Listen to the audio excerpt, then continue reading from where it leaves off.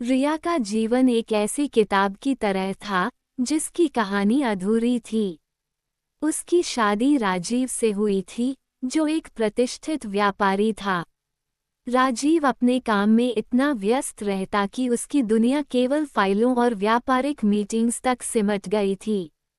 रिया के लिए राजीव एक अच्छा पति था, लेकिन वह कभी रिया के अंदर के दर्द और खामोशी को समझ नहीं पाया। घर में रिया अपनी सास ससुर की सेवा में लगी रहती, लेकिन उसके अपने दिल का कोना खाली था।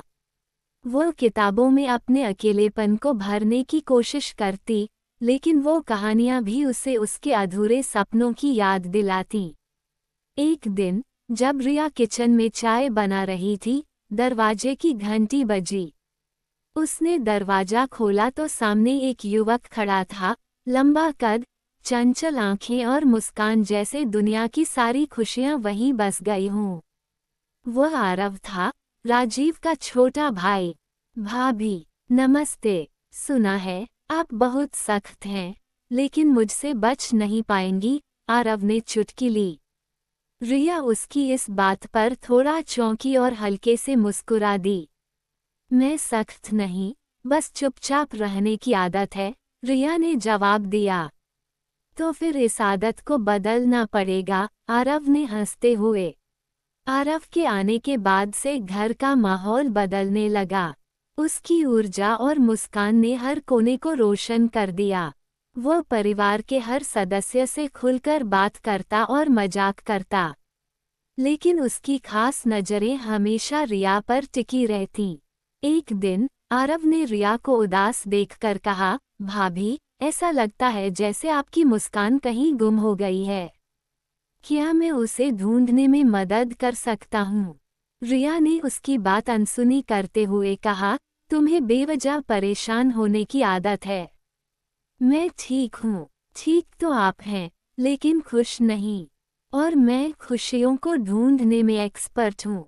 देख लेना, एक दिन आपको हंसाऊंगा, आरव ने आत्मविश्वास से कहा। एक दिन घर के बाकी सदस्य मंदिर गए हुए थे। आरव और रिया घर पर अकेले थे।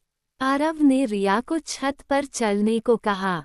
भाभी, चाय बनाएंगी, लेकिन इस बार मैं बनाऊंगा और आप बस मेरे साथ चाय का मजा लेंगी।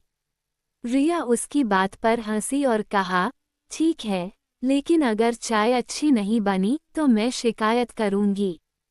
छत पर दोनों चाय पीते हुए बात करने लगे।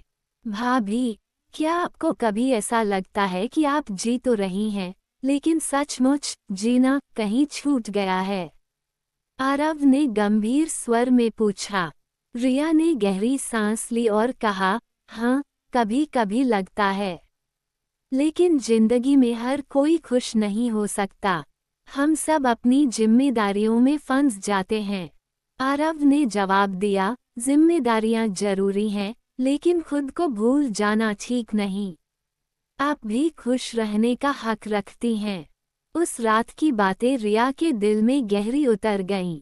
आरव की हर बात उसे अपनी अधूरी ख्वाहिशों की याद दिला रही थी। दिन ब दिन रिया और आरव के बीच की बातें गहरी होती गईं। आरव रिया को उसकी किताबों के बाहर की दुनिया दिखाने की कोशिश करता।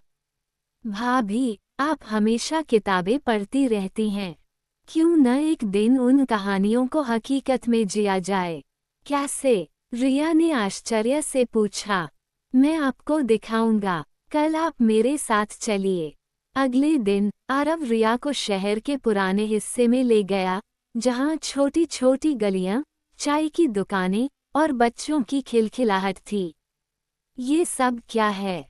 रिया ने पूछा। जीवन, इसे महसूस कीजिए, हर छोटी छोटी खुशी को पकड़िए। रिया को पहली बार ऐसा महसूस हुआ कि वो वास्तव में जिंदा है। जैसे जैसे समय बीता, रिया और आरव के बीच का रिश्ता गहराता गया। लेकिन रिया के दिल में हमेशा एक सवाल रहता, क्या ये सब सही है?